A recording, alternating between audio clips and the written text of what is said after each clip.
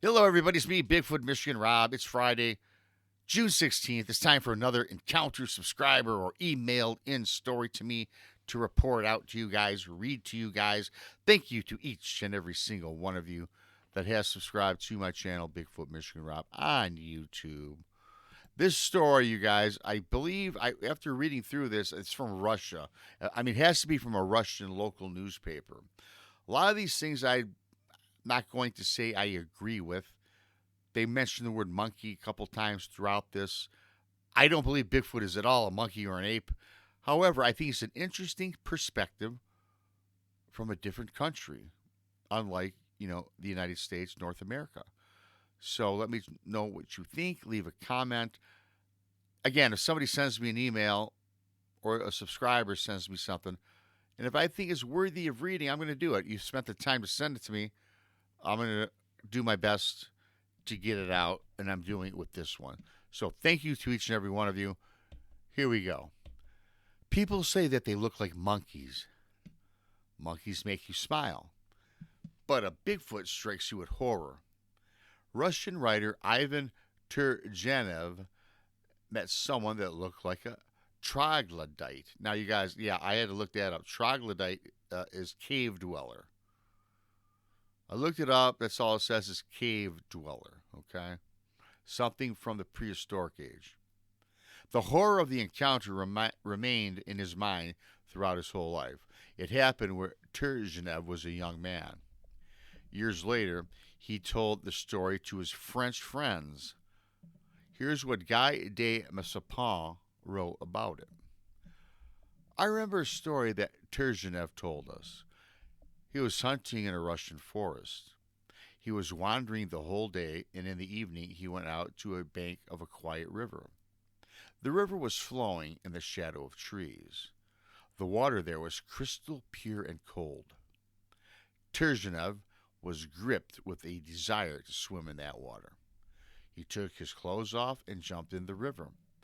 He was a tall, strong, well-built man, and he was a very good swimmer as well. He was enjoying the current of the river with his body and his soul. Grass and aquatic plants caressed him. Suddenly, someone's hand touched his shoulder. He looked around quickly and saw a strange creature.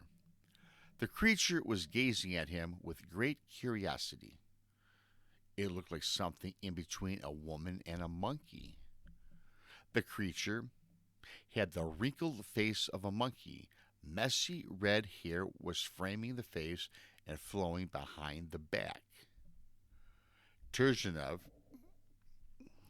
lost my place. Turgenev was flabbergasted. Horror chilled him to the bone. He started swimming to a bank of the river, not even trying to understand what he just saw. However, the creature was swimming beside him, touching his neck and back and his feet. Finally, the young man reached the ground and ran as fast as he could. He did not care about either his clothes or his rifle. He forgot about everything and was guided only by the immense, uncontrollable wish to stay alive. The monster was following him. It was running very fast, too, uttering some squealing sounds. The young man could hardly catch his breath. He was about to fall down on the ground, but he suddenly saw a boy with a whip in his hands. The boy started whipping the creature, and it ran away, yelling in pain. The courage of the little shepherd is explained with the fact that it was not the first time that he had saw this. Later, some local residents told Turgenev that the monster was a crazy woman that was living alone in the forest and went completely insane. Turgenev made himself believe in such an explanation. Yet, it was known in the 19th century that people do not get covered with thick hair all over their bodies, even if they lived alone in the woods. According to eyewitness stories, a Bigfoot looks something like a big monkey, or looks like a big monkey. Again, most of us probably disagree. Most likely, it is not quite true. There are always a lot of people in front of monkeys that are caged in zoos. Adults and children laugh and smile when they see the mocking similarity. Yet, a troglodyte never brings a smile on your face, it brings horror. Again, a troglodyte, a cave dweller, something prehistoric. The newspaper literature Kyra Gastan wrote in 1990, Shepherd Umashama's wife once said that she saw a Bigfoot not far from the pasture. The Bigfoot was standing on a high rock. She pleaded with her husband to leave that horrid place and go to another pasture. The man did not agree, although he became anxious about it too. He started searching for the Bigfoot. He saw their tracks, but never saw a living one. One evening, he heard his wife screaming very loudly. He grabbed his rifle and rushed outside. The wife was lying on the ground, almost unconscious. She was speechless, and could not say a word. She could only point her finger in the direction of the rocks. The shepherd gazed in the direction that she was pointing and saw the silhouette of a running man. He did not hesitate, and he fired his rifle. In the morning, the shepherd found blood spots on the rocks. Amush thought that those creatures would not come back to their pasture anymore. He was so wrong. Amush's life turned into a nightmare. Several days afterwards, he found his little son dead. There was no trace of violence on the boy's body, only a little wound on his neck. Amush was sure that his boy was killed by a Bigfoot. He went mad and swore to himself that he would take revenge for his son. He was spending days and nights sitting outside his house, waiting for a Bigfoot to come back. Well, it was all in vain. One night, he fell asleep, and when he entered his house in the morning, he found the dead body of his wife.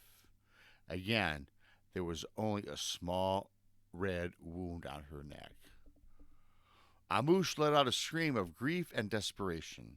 He started wandering in the woods, having forgotten about his sheep and house and his food. He was desperately gripped with anger. The only thing that was on his mind was to kill a Bigfoot for the death of his family. Another shepherd, Shapak, took care of Amush's sheep. One day he suddenly saw the sheep getting very troubled and excited. They were bleating and rushing from one side to another. The animals were apparently frightened by something. Shapak could only see a silhouette of a man covered with thick fur disappearing amid the trees and the brush. He then saw another man on the ground. Shapak ran up to him and recognized Amush. The shepherd was already dead. Blood was leaking from a small wound in his neck. Who knows? Maybe nothing would have happened if the shepherd had not fired his rifle first. You know, very interesting story. I, for one, believe you fire a Bigfoot, you will not survive. But let's take a backtrack on this. 3 little marks on 3 dead people. Bigfoot's not going to leave a little mark, is he, you guys? Number one, I don't think Bigfoot goes out and kills people. Now, did something happen? Apparently, yes. Bigfoot, I'm not convinced. According to this email, and it appears to be an article written from a Russian newspaper, this community or these people thought it was a Bigfoot. Well, that's open for debate. I'm going to say no, not a Bigfoot. What I am going to say is it was something, right? It was something. What? I don't know.